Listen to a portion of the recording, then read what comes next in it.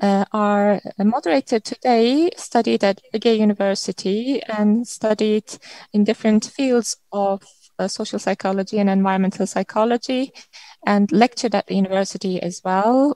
She worked on discrimination, homophobia, international relations, human rights, conservatism, urban identity, and migration. She has written a lot of books and internationally acclaimed and published articles. Melek, Göregenli, welcome once again. Hello everyone. Let us begin. A big thank you to Titangül, first of all. A big thank you to Hrant Dink Foundation for this important work. While we were watching the Sites of Memory, we are saddened and at the same time, we commemorate Hrant Dink with respect and affection. In today's session, which is about to start, we will be listening to three very young, very important communication specialists who started their academic life in the field of communication, yet they have all carried out studies in different fields. So they are not only involved in the world of academia, but they have carried on their work in other fields of life. So without further ado and giving more time to our speakers in this panel, let me just say that in these three papers, we will be dealing with what is called digitalized age, or with a digital age. We have come across a lot of notions, phenomena, and discrimination regarding gender. And they're going to be talking to us about how it reflects on the digital media, and give us three different perspectives. Digital media is our new social place to be, and it is especially true in this time of COVID. And what happens when it comes to gender on those platforms is quite curious to know. So I'm looking forward to hearing them. Our first speaker is Banu Tuna.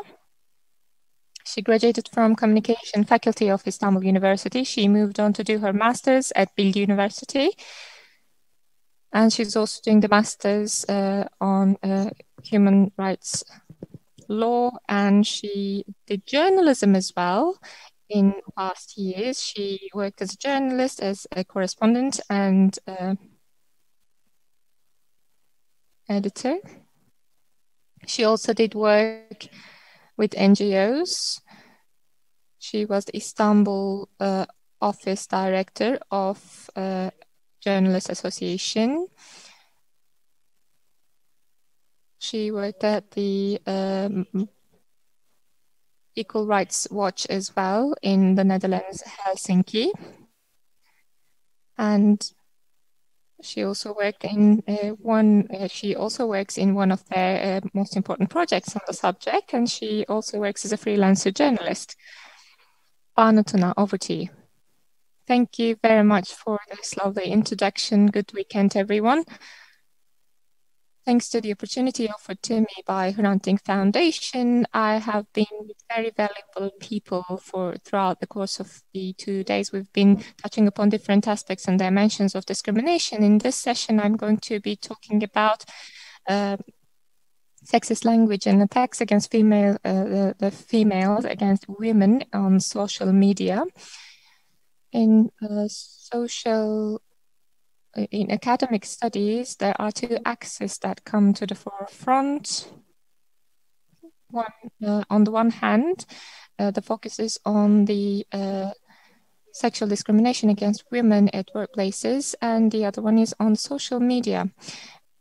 But I'm going to use the reader, listener, and follower and the relations between them. And there's a third axis, I believe, that is subject to sexual discrimination. So I am focusing on sexist language and attacks against female journalists on social media, and numerous reports and surveys were published by national and international associations on the subject, so we know that there are way too many cases to count.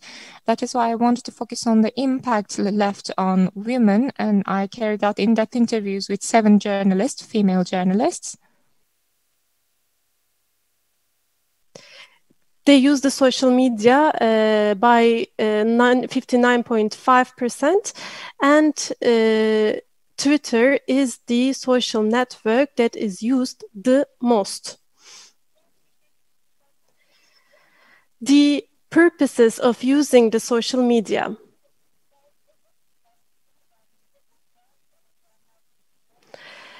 Well, female journalists have confirmed the issues, the rates that I have just given you. Now, I carried out some interviews with with women journalists. The first one said that actually it is not a choice now. You have to use the social media.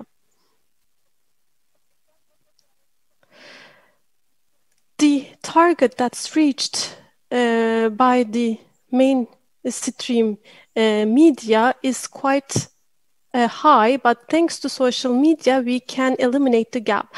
I have a responsibility towards my followers, the people that follow my articles. This belongs to a 26-year-old journalist. She's quite young, therefore she has never worked for mainstream media. The final comment, I worked for a long time in the mainstream media, then I was fired, she says. Now she's working for an international news agency, and now she says that after a while you become a news agency by yourself. I share my articles on the social media so that I can make myself visible. This is true for all journalists, actually, she says. Now, I do not want to interrupt you at this point, but could you please speak slower, because our interpreters are having difficulties in following you. Well, as I'm panicked because I only have 15 minutes, I don't know what I'm doing, but please, let's be careful. The freedom of information increases the importance of social media, and social media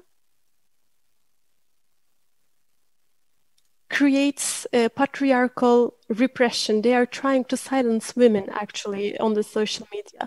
I would like to give you a concrete example here. You will remember in 2015, on the 7th of January, Charlie Hebdo, the humor magazine, was attacked, and 11 employees had lost their lives. Cumhuriyet newspaper actually published, translated into Turkish and published some parts of the magazine, and they distributed it with their issues. But in that parts, they did not include the caricature that pictured the Prophet Muhammad. However, 2 columnists in that newspaper, they included that caricature in order to be in solidarity with their colleagues. And all of a sudden, they found themselves in the middle of a campaign that accused themselves of humiliating the religion. They were subjected to verbal attacks on the social media. But there was a difference there, because Ceyda Karalan was subjected to attacks, and the threats that she was subjected to were included rapes and physical appearance. Well, this is not only specific to Turkey. This is not unique in Turkey, actually. Here you can see the rates of harassment. 89.5% say that they're subjected to online harassment all the time. They have to apply self-censor, and a large number of women journalists, they quit on working on certain topics. Well, what kind of harassments? Threats of rape and murder, gender-based humiliation, gender-based insults, sending obscene content. As I said, I interviewed 7 women journalists. Their age, their expertise, and their institutions differ a lot. We asked about their profile pictures. We asked them if they paid attention to certain issues, certain points when they chose their profile pictures. Excuse me, I'm trying to pick up where I left off when I read this. All of them said that they were very careful about using a profile picture. They use more serious and professional looking photos because they think that their photos could be used out of context and they could be criticized based on their profile pictures. 44-year-old journalist said, if I use a let's say not serious looking photo, I would be considered as an easy woman, if you like. Once they accused me of being a Kurd lover, being a whore because of a profile picture on Facebook. They even threatened my mother. They threatened to rape me coming to my home. This is what another journalist said. They say that they are subjected to such attacks because they're women. Yes, their male colleagues, they are also victims of such attacks, but it is not based on their gender, but it is based on the opinions. It's based on the arguments that they put forward.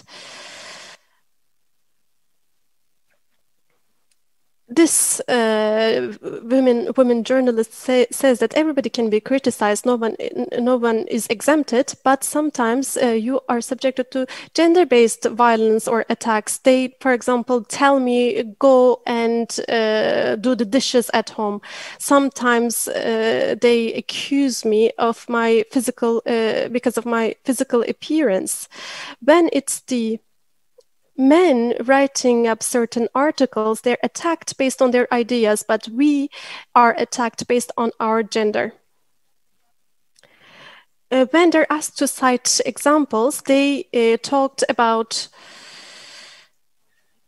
the threats of rape, mansplaining, so men explaining things to women in a superior manner. Because of these attacks, they say that sometimes they do not even take some words seriously, some threats seriously.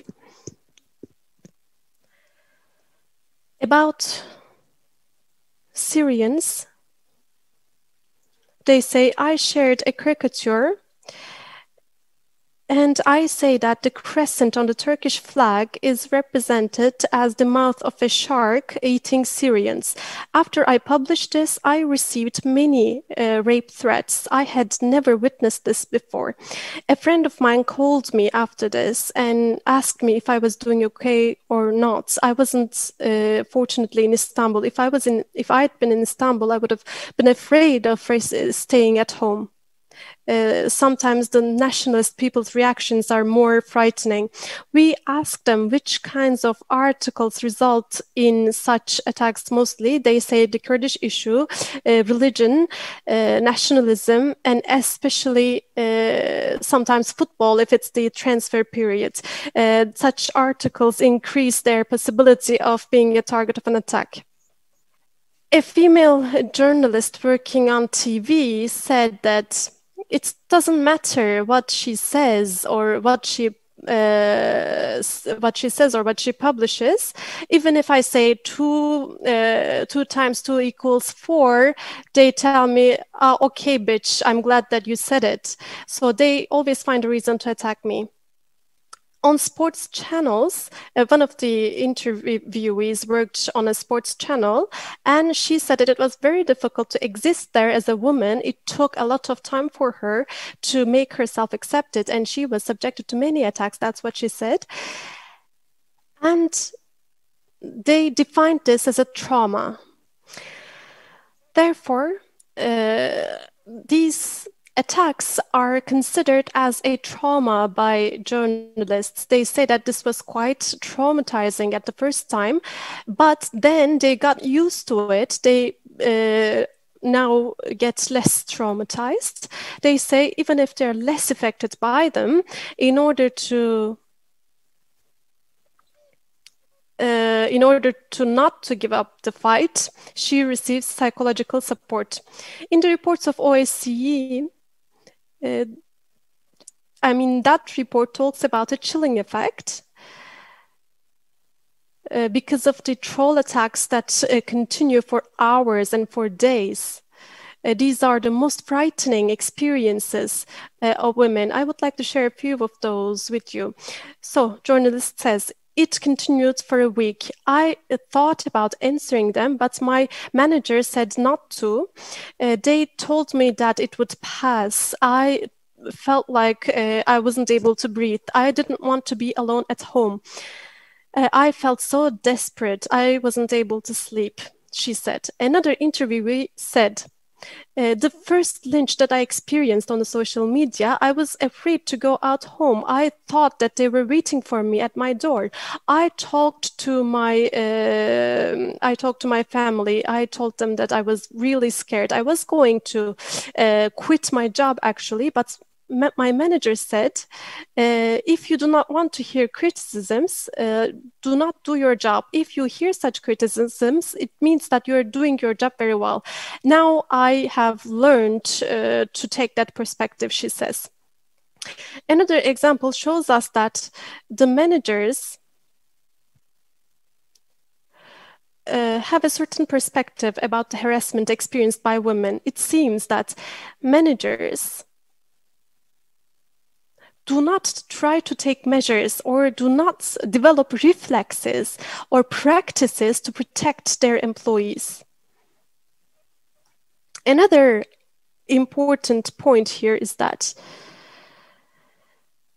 apart from one interviewee, no one went to courts, no one filed a complaint. But these attacks actually fall under the scope of several articles of the Turkish Penal Code. For example, sexual harassment, Article 106, threat, Article 123, insulting and disrupting peace of individuals. They say that they know their legal rights, but they still did not file complaints because they did not believe that they would get any results. This is the number one reason. I would like to cite from their narrative, their narration. I didn't file any complaints because it doesn't worth it. It doesn't worth losing my time. Even when people actually touch women on the street, they go unsentenced, they go unpunished. So my case is really hopeless. This is why I act as if nothing happened. Another one says, as a woman who lives alone, I do not want to get in trouble by going to court. A maniac foolish enough to write this could even come to my door. I don't believe that the police protect women in Turkey. I just block them and I deal with it that way.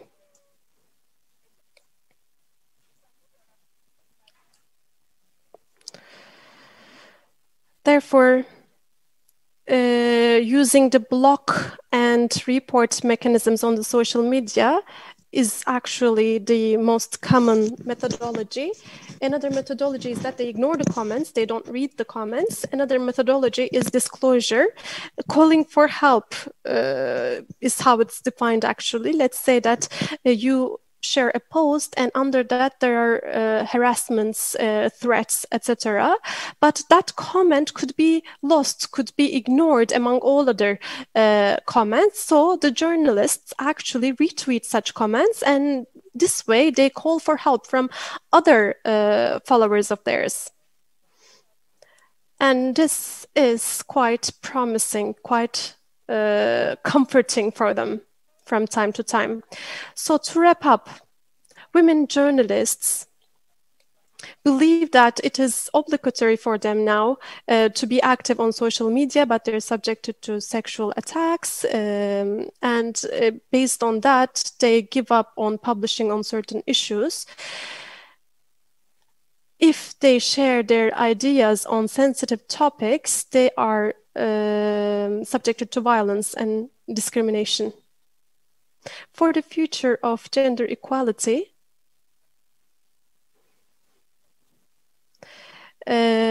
professional organizations should take this seriously, because none of the women that I interviewed said that they were in contact with professional organizations. So professional organizations should be more active. Thank you very much. I hope that this was not too challenging.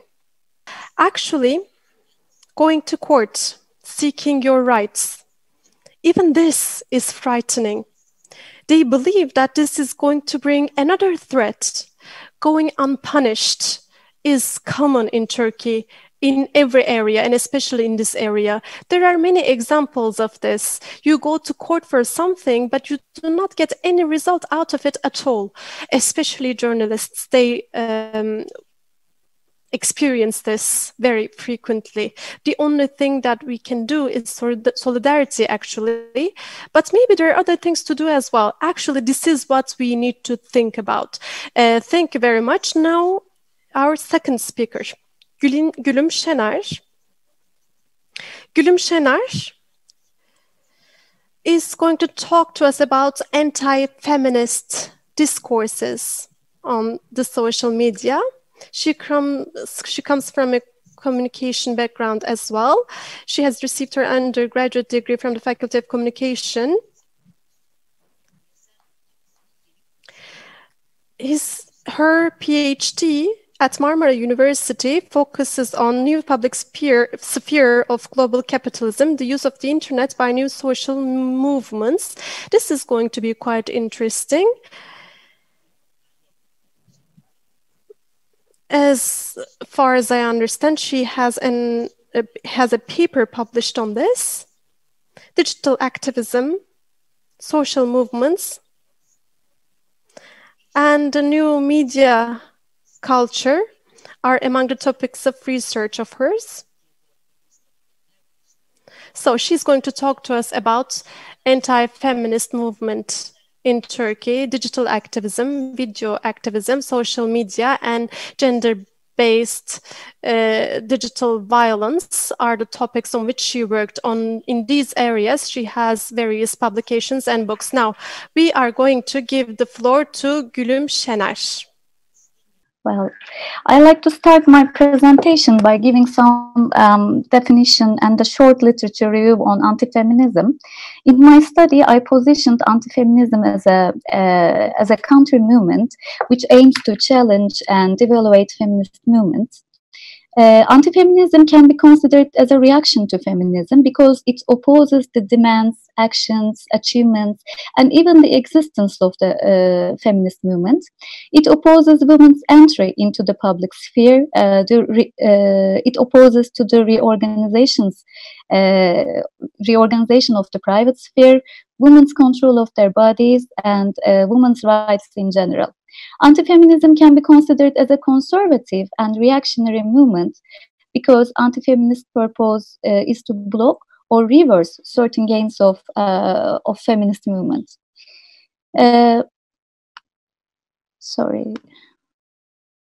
Every era in which women have gained their rights is followed by a counter-assault on feminism. Faludi conceptualizes this phenomenon using the term backlash. She says that a crisis of masculinity has resulted in every period of backlash.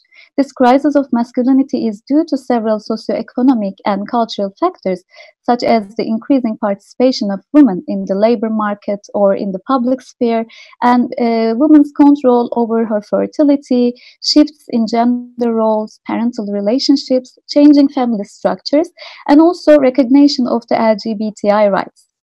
Accordingly, Wodak states that gender relations are significantly changing and patriarchy is under threat due to the politics of race, gender, and ethnicity. So we can consider anti-feminism as a counterattack against the real or imagined feminist threat to protect the legitimacy and the stability of patriarchy. Anti-feminist movement is made up of different ideological components and of the alliance of heterogeneous actors. These actors, of course, may vary across countries, but they are generally right-wing political parties, far rights activists, religious conservatives, religious organizations, also men's and fathers' rights groups, groups of concerned parents lobbying against sexual education in schools. For many scholars, today's anti-feminism is interrelated to the rise of right-wing populism. And according to Kovács and Poim, gender works as a symbolic glue which binds various conservative and far-right actors. Right-wing conservative and neoliberal governments the influence of feminists. Usually, anti-feminist movements share the same rhetoric and symbols, using a hyperbolic, fear-arousing language, equating gender equality with pathologies and deviations. But I'll talk about later this discourses in my analysis, so I'm going to skip this slide. In the Turkish context, Kandiyoti claims that there is a crisis in gender order in Turkey, leading to a new phenomenon she called a masculinist restoration. She argues that women's rising aspirations and male resistance in Turkey create a perfect storm in the gender order, leading to more violence against women. This masculinist restoration also manifests itself on digital media platforms over the last years, and anti-feminist movements take up increasingly more space on social media. And of course, in Turkey, anti-feminist discourse has always existed within the political Islamist and nationalist groups. However, we can say that we witness a new and organized movement over the last years, and this can be considered as a recent phenomenon, especially since the state of emergency in Turkey. There is a systematic criminalization of feminist activists like other dissidents. Feminist organizations and activists are often targeted and labeled as terrorists by political and social actors ranging from top politicians to conservative media and social media trolls and users. These anti-feminist groups often hold campaigns against feminist movements, LGBTI rights, and against Istanbul Convention to attract many supporters on social media platforms.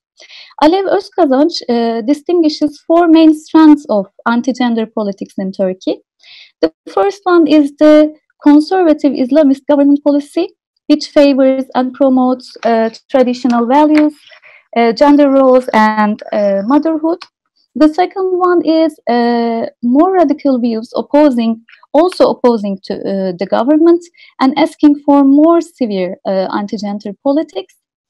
The third one is men's movement, and the fourth one is physical attacks and misogynistic intimidations of women by ordinary men on social media or in the streets.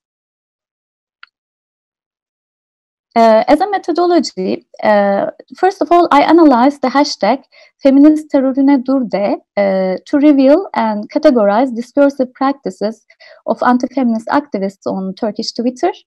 The hashtag has appeared in August 2020. It is still active. And Sema Maraşlı, the columnist from Yeni Akit, started the hashtag campaign. This hashtag is composed of 3,904 tweets. I adopted also feminist critical discourse analysis, which is developed by Michel Lazar. This analysis aims to explore how power and dominance are discursively reproduced and or resisted in a variety of ways through textual representations of gendered social practices and through interactional strategies of talk. I also used several categories from previous research on anti-feminism. For example, I used the categorization made by Ble on types of anti-feminist movements like religious, conservative, nationalist, liberal anti-feminism. But also I added some other categorizations developed by Jimenez, Almazor, Wodak, and Beccari in different studies. And these discursive strategies include intimidation threat, scapegoating feminists and women, self-victimization, distortion of reality, reversal of asymmetric relations, criminalization of feminists, demonization, polarization, and nostalgia. The first discourse I came across, which is common discourse in my analysis, is a nationalist anti-feminism. It is maybe due to the hashtag itself, because the hashtag used for this campaign is already targeting and criminalizes women and feminists. Criminalization is one of the prominent discursive strategies of this type of anti-feminism. Feminism is represented in many tweets as an enemy of humanity, fascist, authoritarian ideology, and it is linked to fascism and Nazism. Also, anti-feminist transnational movements terms such as feminazi are also used by some Twitter users in Turkey. Feminists, from this perspective, from the nationalist anti-feminist perspective, feminists are portrayed as separatist women who want to destroy the state, to divide the country, to provoke violence and terror, collaborating with Turkey's domestic and foreign enemies. And in guise of women's rights, they have a hidden agenda, and feminism is perceived as a national security problem. Feminism is also equated with PKK and terrorism. The criminalization strategy is expanding by bringing feminists together on a discursive level with all opposition groups such as HDP, CHP, Good Party, Future Party, DEVA, or Gezi Park movement. Feminists are, in these tweets, feminists are marginalized by being identified with the enemies of the government. Nationalist anti-feminism also mobilizes lots of conspiracy theories. Gender and feminism is framed as a part of a larger Western project. These tweets often mention that feminist organizations are fed with funds from the US or from the European Union, trying to divide and weaken the country under the name of women's rights and destroy national values. And another discourse is conservative anti-feminism. Feminism is seen as a trend that destroys the family, which is considered as the cornerstone of Turkish society. Feminists are blamed and scapegoated for the increase in divorces, extramarital relationships, the change in traditional gender roles, and the effects of social change in general. Anti-feminists reproduce in these tweets patriarchal myths about family and gender roles based on the traditional family structure and the sanctity of the family. While opposing gender equality, they refer to the discourse of gender difference. The Turkish family structure, or they say the Anatolian family structure, are based on the premise that the roles of man and woman in society are separate, are different from each other, and cannot be changed.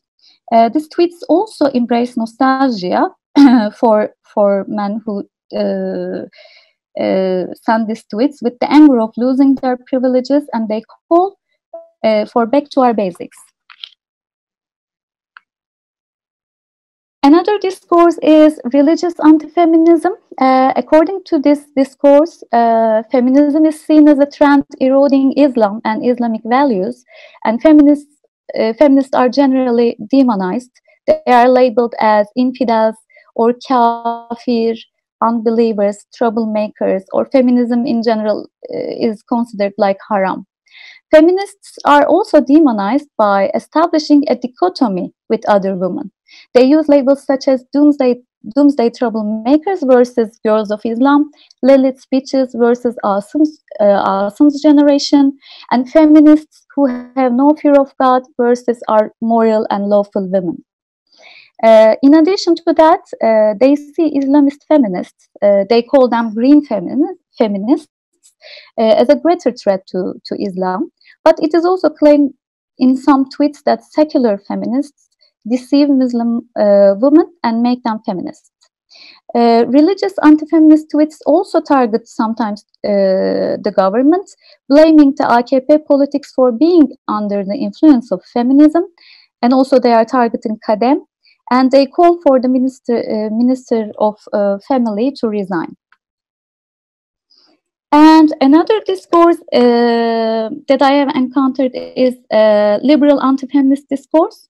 It has adopted the narrative of men are also oppressed. They argue that women get enough right in our society and that men are now being oppressed and they should fight for their rights. This is a reversal of victimization strategy, or self-victimization strategy, we can call it. By doing this, they try to reverse asymmetrical power relationships into symmetrical ones. And another discursive strategy to oppose the Istanbul Convention is distortion of reality. Lots of misinterpreted statistics, fake images, and news about the Istanbul Convention are often shared on Twitter under this hashtag. And feminist slogan, the Istanbul Convention keeps alive, also is reversed, and it became Istanbul Convention kills. And the last one is the homophobic anti-feminist discourse, which claims that the Istanbul Convention and gender equality will eliminate sex and normalize perversion. And we can call this maybe pathologization strategy. Feminism is described as unhealthy and sickness. And it is emphasized that for a healthy family structure, it is necessary to oppose feminism. And in particular, the narrative of deviant generations is widely used in tweets. So this tweet summarizes various anti-feminist discourses, because these discourses can coexist most of the time in a single tweet. And as a conclusion, I can say that anti-feminist movements in Turkey share common discourse and discursive strategies with transnational anti-feminist movements. I can assert that discussions around gender and Istanbul Convention issues function as a symbolic glue that brings together various right-wing conservative actors in digital platforms. When we compare to other European countries, nationalism, familialism, and Islamism are prominent discourses in Turkish anti-feminist movement. And it is maybe similar to the example of Italy in terms of familialism, and whereas it approaches to Russia maybe in terms of national concerns. But also, we should keep in mind that the neoliberal authoritarian governance gender politics in Turkey go hand in hand with these anti-feminist movements. These discourses generally echo neoconservative gender discourses and policies of the government. And also Twitter offers a space for the government to justify its repressive body policies, to attract more supporters from anti-feminist movements, to make regress the feminist movement. Thank you very much for listening to me. Thank you indeed. Thank you very much. And you abided by the time allocated to you. A big thank you for that as well. You've shared quite interesting results with us. And I'd like to share a contribution, especially in my work with the European Council. We've often saw that homophobic discourse accompanied anti-feminist discourse. And homophobic discourse, transphobic discourse, and anti-feminist discourse feeds on the same source, feeds on the same root, as you rightly mentioned. And after the recent declaration statements of the head of the Religious Administration Authority, I've attracted the attention to the same issue. Istanbul Convention is brought to the center stage, and it has received focus from these anti-feminist, homophobic and transphobic discourses if it was the source of all that was evil. And that only goes to show that Istanbul Convention is crucial in terms of the transformation of the society, to ensure a transformation for the society.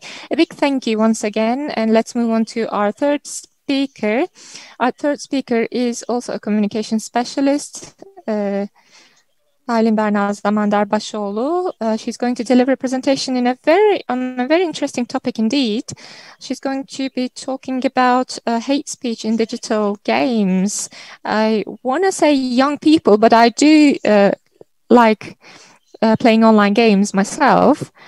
So we can maybe say that digital games are in all encompassing in that sense. She's going to talk to us about hate speech based on a specific game. She graduated from Radio Television Communication Department of Ege University. She did her master's in the arts faculty in Üsküdar University, and she has done some comparative studies on the subject, and she works as a volunteer teacher in Turkish Women's Association in Ege University for more than 4 years. She prepared radio programs and presented them as well, and she worked at the radio agency. I think with Aylin, we've spent some of our time in the same spaces. She continues her work on new media and media research. Aylin, the floor is yours. Today, I am going to talk to you about hate speech in digital games. First of all, I would like to thank everyone who contributed to this organization. Melek Hocam, I would like to thank you for your moderation. As you know, digital games recently, they have been played by many people. There is not an age limitation, but in general, Z generation contributes a lot to such games. They interact a lot within the scope of such games. I had to come up with two categories of digital games. First of all, there is the gameplay section. And there is also a cinematic narration where the story of the game is told. In this cinematic narration part, players cannot intervene. They cannot guide the characters there. There's the game section where they can play, where they can intervene. So, I am so sorry. Could you please speak slower, a little bit slower for our interpreters? Of course. Well, the cinema part, actually, the cinema narration part is more cinema-like. So, I focused on Grand Theft Auto GTA 5. As I play a lot myself, I can cite my personal experiences. Hate speech there is not considered as verbal speech. Actually, I carried out a speech analysis. I looked at the sexes, clothes, costumes, dialogues of the characters in the game. Here is how my research continues: purpose, scope, method, findings, and conclusions. Well, in 2013, Grand Theft Auto 5 was published. There are 16 different versions. The online game and the 5th version can be considered as one. GTA 5 has more than 120 million users at this moment. This was one of the important set of data that I had. I looked at the number of users, and I also looked at the following when I chose category. Aylin, I am so sorry to interrupt. Please, a little bit more slower for our interpreters. Of course, I will try. Please excuse me. Okay, Pan-European Game Information, PEGI database shows us that there are keywords such as only suitable for people over 18 years old, extreme violence are the keywords that are also used. So when I carried out my analyses, I looked at Hrant Dink's discriminative discourse reports. So I looked at the categories there and the categories defined by the Pan-European Game Information. This is how I looked at them. I approached my study. I asked 4 questions within the game. Here are these questions. How are women represented in GTA 5 universe? Hate speech based on verbal and audio codes. What kind of hate speech do we see? And what is the role of such hate speech in the main story? If there was no hate speech, would we see a change in the story? Was this hate speech really necessary? This is what I wanted to focus on. So when I looked at the literature, I saw that hate speech was the right keyword to was not the right keyword to use. Mostly using the keyword violence was more helpful. I wanted to see the psychological effects that this game creates. In terms of user experiences, it is very important to look at the games, actually, but I wanted to look at how designers thought. So more than effects, why the designers use that hate speech in the games. This is the city of Los Santos. GTA actually happens, the action happens in this city. As you know, in games, there are big maps. Here is the map of the Los Santos city. So players choose locations on this map, and this is how they play. This is an open world game, so the map is giant. You have certain missions and you progress in line with these missions. There are 77 main story missions there, and in 27 of them there's at least one woman, but remaining 50 missions do not have women at all. And these 27 women do not have a dialogue in the game. There are 3 men dominant characters, Michael, Franklin, and Trevor. So the gamer guide these characters. It focuses on crimes, bank robberies, running away from the police. This is what the game focuses on. As you can see that they have guns in the advertisement of the game. And women, we have 2 most important women there. Michael's wife Amanda and Michael's daughter Tracy. Tracy is in puberty.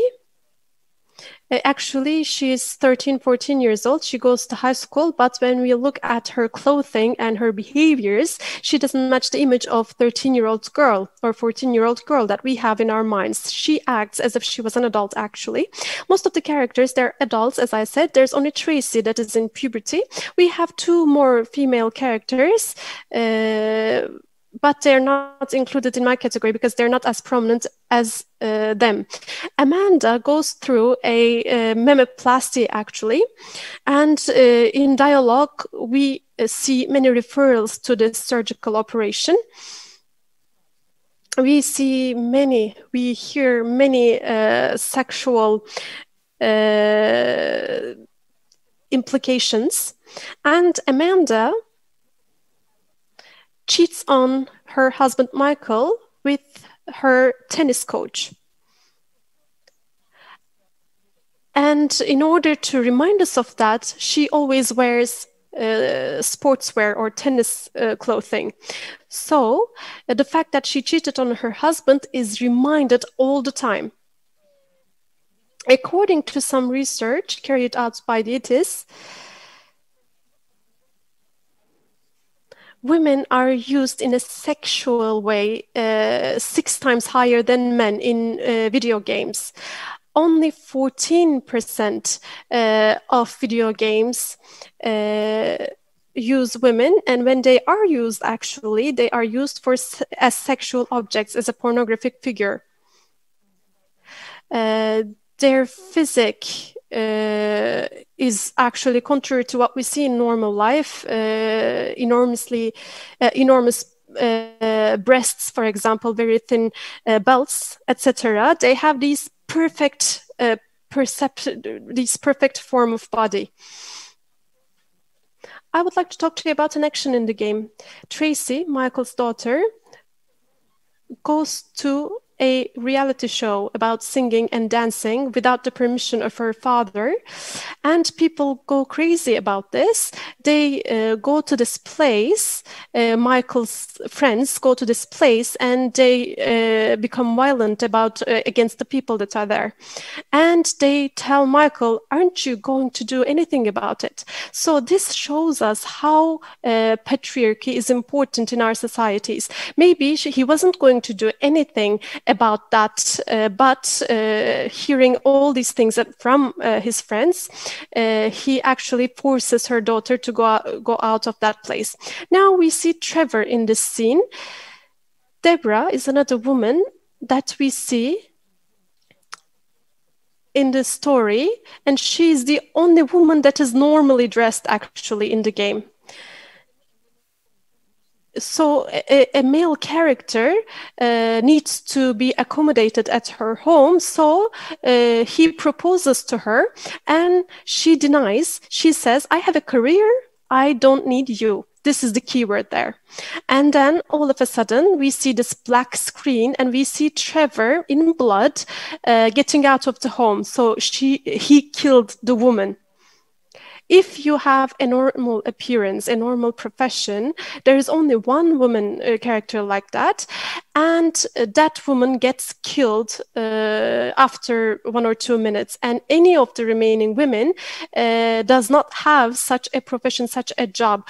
Women are always portrayed as women who are waiting for their male saviors. They cannot continue their existence on their own. They need men in order to survive. This is how they're portrayed. Here, Trevor goes to Amanda and utters obscene words about the mammoplasty that she had. Since 1990s, Aylin, excuse me for interrupting, but you have 5 minutes left, actually 4. Okay, thank you very much. Since the first period of the game, there's something that has been used a lot, and these are prostitutes on the streets that you can pay, you can bring into your car. So you have these whores, as they're called in the game. After you lay with them, you can kill them, you can take back your money that you paid to them. There is a video there. I don't know if you can see them. So you can get your money back after killing them. You can even do more. You win experience after you kill such prostitutes. There are certain fan pages, YouTube channels, where you can see people discussing about how to be with more prostitutes, how to kill more prostitutes. People share tips about that. Here, you can see the screen, and on the screen, just like in real life, you see public advertisements. You see wall graffitis, and these advertisements, these graffitis, they always use women's bodies as sexual objects. There's a lot of violence, not just against men, but not just against women, but against men as well. Now, conclusions. After all of these portrayals, verbal and visual portrayals, I can say that a woman's reputation is hurt in this game, and their subordination is very prominent, is very evident. Patriarchy is very prominent. Here, I would like to wrap up by saying that actually I'm going to read this. The data that we got from this research shows us that these kinds of games are played by players. What motivates them is the rebuilding of hate speech that is used a lot in the world. These discourses are very prominent in digital games, just like in real life. And the power of all these words is what we experience all the time in our ordinary life. Z generation, this digital generation, they observe such hate speech and they use it, they activate it in these games. They recreate their languages in this way. They even can benefit from such hateful crimes, such hateful acts. I think it's important to note that. Thank you very much for the opportunity.